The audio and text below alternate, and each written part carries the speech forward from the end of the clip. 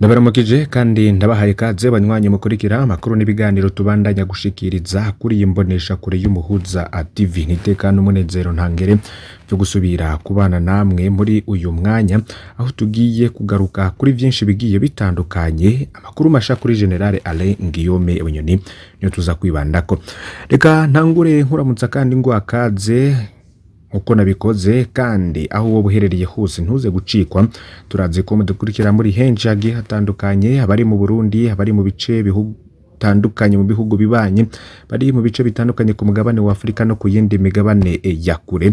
Ndabahaye kaze. Murazi ko tubatoreza byinshi biba bivugwa cyane, amakuru aba yaranyegejwe bitangazwa n'abategetsi bagiye batandukanye, bivugwa cyane ku mbuga ngurukana bumenyi, menyesha makuru muri politike, hagateka kazi na muntu, umutekano, ubutungane, imigenere y'u Burundi n'abakongo n'ibindi bisata byinshi.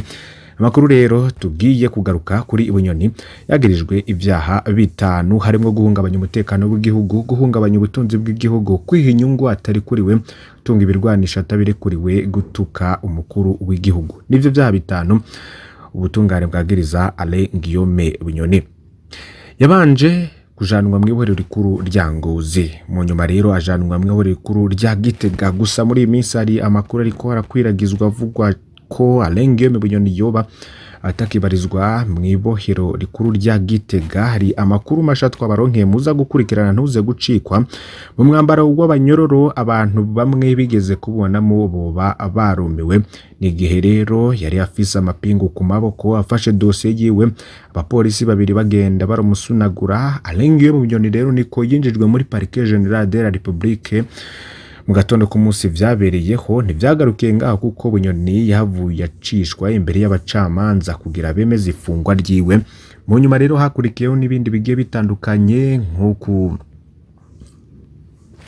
saka amazu yiwe ashakwamwo amahera n'ibirwanisho. Umutambukanyi wa Ababonye Bunyoni nawe yoba yararengutse imbere y'umushikiriza amanza kizigenzo wa Republika, ico gihe yari Sylvestre Nyandwi. Byinshi rero mu vyakurikiye abantu benshi ntibagiye vyumva, abategetsi b'igihugu c'Uburundi bariko barabitangaza. Gusa hari amakuru menshi aba yaranyegejwe tugira mukurikire muri aya amakuru. Ndagusaba kugira ufyonde kuri subscribe canke s'abone niba utari wafyondako. Ivyo Ababonye Bunyoni yagirizwa biguma bihindurwa kuko muvugizi wa sentare nahinyuzwa ubwa mbere yatangaje ivyaha bitatu. Ikindi kiboneka nuko ivyaha vy'agahomera bunwa yakoreye abarundi bitarimwo, kaba kurikiranwa ku vyaha vya politike cane cane bifatiye ku rwankobe n'ubutegetsi buriho. Ntihabonekamo kandi ivyaha bikomeye vy'ubunyonyezi yavuzwe mu ntwaro ya Perezida Nkurunziza. Vyinshi mu vyo Bunyoni yagirizwa nawe yaravyegirije benshi batavuga rumwe n'ubutegetsi. Ababonye Bunyoni rero agifatwa yabanje gushikira mu biro vy'ubuyobozi bw'ibohero ndetse akaba yarinjijwe ibohero. Abamubonye ku munsi afatwa bo barumiwe, yari mu mwambaro w'abanyororo, amapingu ku mabuka, afashe dosiye yiwe ariko asunagurwa n'abapolisi babiri. Ntawo kwibajije rero ko azobona ikintu nk'ico mu Burundi. Cagihangange ngo cahora cugaza amabarabara kugira kije gusuma, cagihangange cari cisangije ibarabara rya Gasekebuye, cagihangange muri 2015 cagifise ikara mwitama bicwa n'abakira baba bafashwe. Cagihangange rero cakunze kwerekana mu nzahabu y'ibisayangana ndetse n'ubutunzi bukomeye cyane.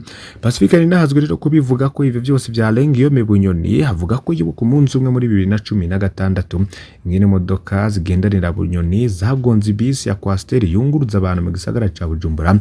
Bikaba vyarabereye imbere y'ihoteli Novo Hotel aho bajana na Bunyoni.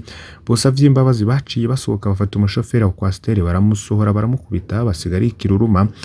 Pacifique nahazwe rero akavuga ko yibuka amarira y'umuvyeyi wa Clovis ukamaze yafatiwe mu Kinindo kuwa 21 ukwezi kwa 10 2015.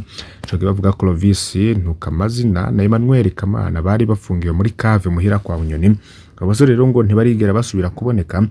Pacifique nahazwe akabandanya avuga ko yibuka Regina Nishimwe ariko ararira amubwira ingene yarashwe baramuhusha Lusaka muri Zambia, aho rero yari yahunze arusivye mu Burundi. Akibuka n'amafoto y'ibiguma vy'imbugita yacumaguwe mu Burundi. Akibuka rero ngo umugabo Lydia Nibogora amubwira ingene yagiye kwinginga Bunyoni ngo yihangana gumana imigenderanire myiza n'umukenyezi wiwe. Abantu benshi rero bo bakaba barabigarutse ko ariko rero Guillaume Bunyoni ivyo yagirizwa byose arashobora guhabwa umunyororo w'imyaka ishika kuri 30. Ku makuru rero avugwa cyane ko Guillaume Bunyoni yoba yaratorotse ibohero rikuru rya Gitega, ayo makuru ntaca abategetsi b'u Burundi bari bayatangaza ko dore ko Guillaume Bunyoni ubwa mbere yabanje gufungirwa mu ibohero rikuru rya Ngozi yajanywe Gitega, ndetse mu minsi iheze banki nkuru ya BRB ibisabwe n'umushikiriza manza kizigenzo Republika yoba yarategetse banki y'ubudandaji ko atakintu na kimwe kizongera gukorerwa ku makonti ya Guillaume Bunyoni. Muri make amakonti ya Guillaume Bunyoni nibiriho vyose ubwo na mahera yaba marundi canke mva makungu yoba yarafatiriwe.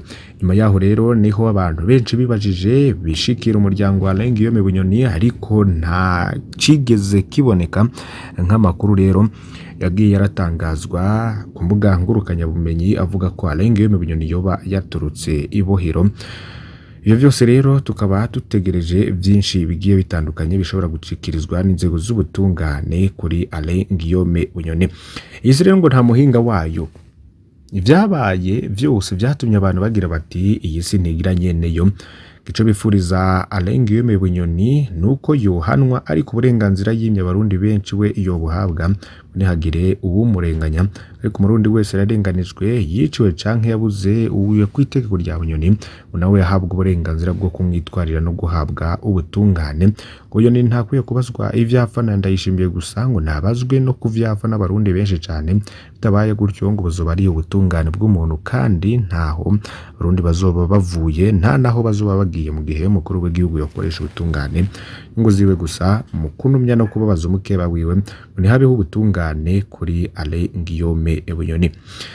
Ese abantu bagiye batandukanye boba barakiriye gute ifatwa no gutabwa mu mbuto rya Guillaume Bunyoni? Mbere yuko afatwa General wa Guillaume Bunyoni yari ikimenyetso c'ico bite bihangange mu Burundi.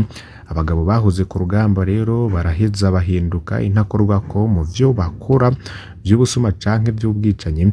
Mukazina ko buyizika Mutamade yari yarihaye mu gihe Mutama mukuru yari inkuru nziza, byaboneka ko Bunyoni yemanga kariwe gihangange gikuru havuye inkuru nziza yakona no kwerekana amatungo y'umurengera afise, akirosa inzahawe n'umukenyezi biwe, akiyubangira n'ingoro nk'izabami, akerekana miduga myinshi zivye, mbere akanandika izina ku modoka, yakunda gukwiragiza amafoto yerekana amahirwe y'umuryango wiwe mu gihugu c'abakene mu Burundi, aho bamwe rero bigorana n'ingene boronka ico bafungura, ndetse muri imisi bakaba bafise imyidogo kubirabana n'iduga ry'ibiciro no kubura ibintu bimwe bimwe vyankenerwa, harimo isukari cane n'iri kuvugwa cane muri iyi minsi, ndetse ni ibitoro.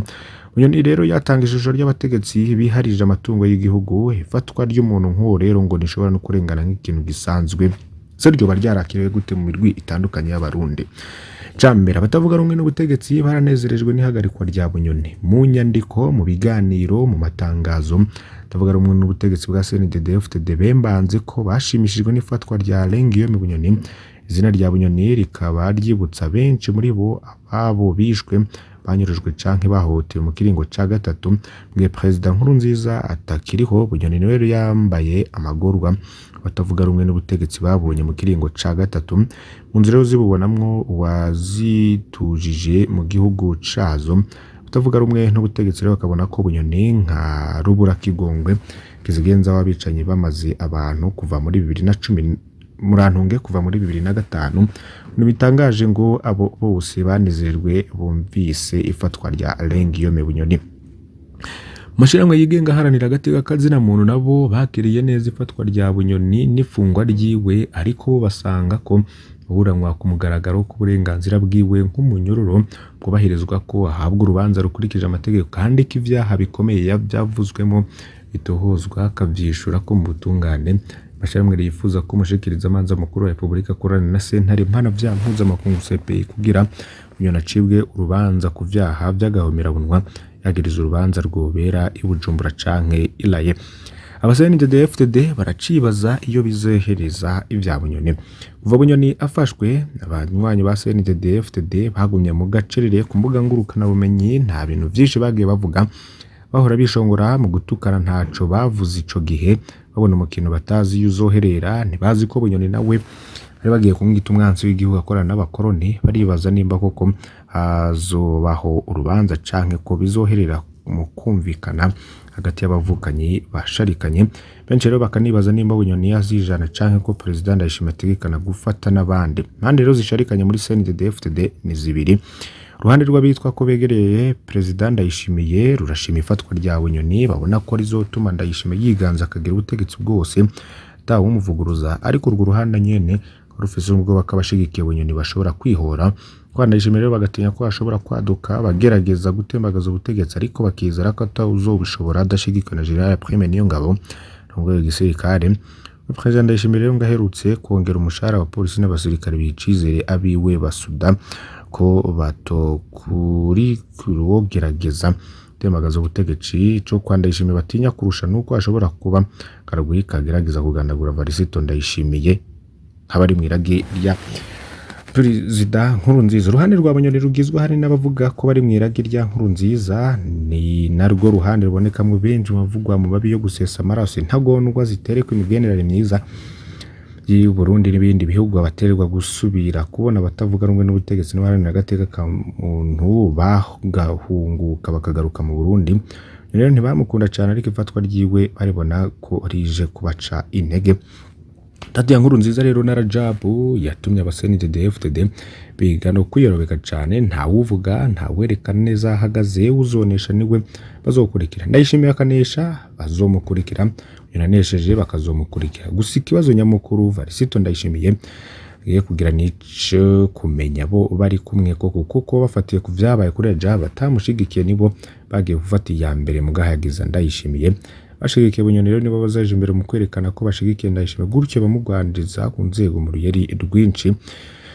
Umuryango wa Bunyoni rero mu nyuma watahuye yicagahotora arico, ndetse n'ibindi bigiye bitandukanye byagiye biratangazwa n'abantu bamwe bashima ifatwa rya Yabanje Bunyoni n'ifungwa ryiwe, abandi ntibagira ico barivuga ko. Nibyinshi rero byagiye biravugwa cyane. Nkuko twababwiye rero Yabanje Bunyoni nta mutegetsi mu gihugu cy'u Burundi yigeze atangaza aho yoba ari muri iyi minsi, nyuma y'inkuru zigiye zitandukanye zoba zarashikirijwe ku mbuga ngurukana bumenyi, abantu babiganira ko bavuga ko Yabanje Bunyoni yoba atakiri mu gihugu cy'u Burundi, ariko ivyo vyose nta mutegetsi w'u Burundi yari yagira ico abishikirije ko, ndetse n'inzego z'ubutungane zisanzwe zimufise mu minwe muri iyi minsi ntaco zigeze zitangaza. Nyuma rero yayo makuru yose yagiye aratanga, igisho rero tubandanya kwakurikiranira hagize igishikirizwa tukazokibashikiriza kuri iyi mbonesha kure y'Umuhuza TV. Ndabakengurukiye cyane muri uyu mwanya, ndagusaba kugira ufyonde kuri subscribe canke sabone niba utari wafyonda ko nibukene kubisangiza bagenzi bawe kugira badacikwa n'amakuru yose dushikiriza. Mani bahezagire, turaza gusubira.